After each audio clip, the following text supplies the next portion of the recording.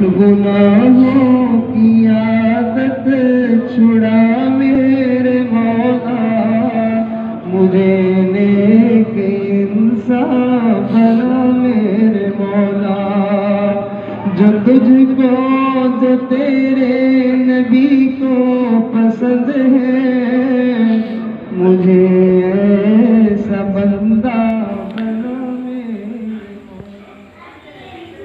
بسم اللہ الرحمن الرحیم، نحمدہ ونصلی علی رسولہ الکریم۔ محترم سامعین، ہر انسان کے اوپر دو حالات ہوتے ہیں، یا وہ خوشی میں ہوتا ہے یا پھر کوئی پریشانی میں ہوتا ہے۔ اگر پریشانی میں ہو تو اس کو چاہیے کہ وہ اللہ رب العزت کی طرف رجوع کرے،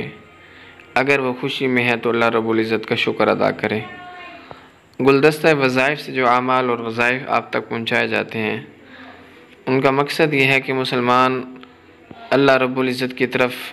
درخواست پیش کرے ان اعمال کے ذریعے، وظائف کے ذریعے، تاکہ اللہ تعالیٰ اس کی پریشانی کو خوشی میں تبدیل فرما دے۔ آج جو عمل آپ کے ساتھ میں شیئر کرنے جا رہا ہوں، وہ عمل ایسا پیارا عمل ہے کہ فرمایا جو بندہ صبح، حدیث پاک کا مفہوم ہے، جو بندہ صبح کے وقت اس عمل کو کرتا ہے تو شام تک اس کے لیے فرشتے دعائے مغفرت اور رحمت کی دعا کرتے ہیں۔ اگر وہ آدمی مسلمان بندہ جب رات کو کرتا ہے، شام کو کرتا ہے، تو اس عمل کی برکت سے فرشتے اس کے لیے صبح تک رحمت اور مغفرت کی دعا کرتے رہتے ہیں۔ محترم سامعین، حدیث میں آپ کے سامنے پڑھنے لگا ہوں، اسے غور سے سنیے، پھر اس عمل کو کیجیے، اپنی زندگی کا معمول بنا لیجیے، اور اس عمل کی وجہ سے اللہ پاک اس کو شہادت کا درجہ عطا فرمائیں گے۔ اتنا بڑا عمل ہے۔ حضرت مقل بن یسار رضی اللہ عنہ سے روایت ہے کہ نبی اکرم صلی اللہ علیہ وسلم نے فرمایا، جس شخص نے 3 بار اعوذ باللہ السمیع العلیم من الشیطان الرجیم پڑھا،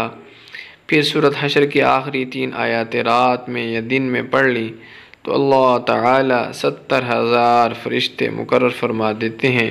جو اس کے لیے رحمت کی دعا کرتے ہیں، اور وہ اس سے رات یا دن کو فوت ہو گیا تو اللہ تعالیٰ اس شخص کو شہادت کا درجہ عطا فرمائیں گے۔ وہ عمل اور دعا آپ کے ساتھ میں شیئر کرنے لگا ہوں۔ بسم اللہ الرحمن الرحیم، هو اللہ الذی لا الہ الا ہو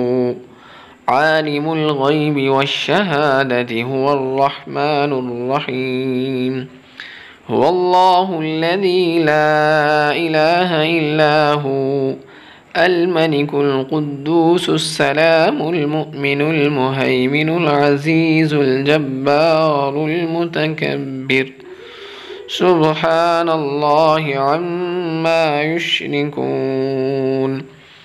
هو الله الخالق البارئ المصور له الأسماء الحسنى يسبح له ما في السماوات والأرض وهو العزيز الحكيم۔ جزاک اللہ۔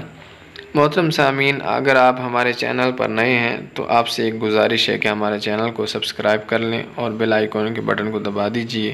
تاکہ ہمارا جو بھی نیا وظیفہ اور عمل آئے وہ آپ تک پہنچتا رہے، اور کوشش کریں کہ دوسرے مسلمانوں تک یہ وظائف پہنچائیں،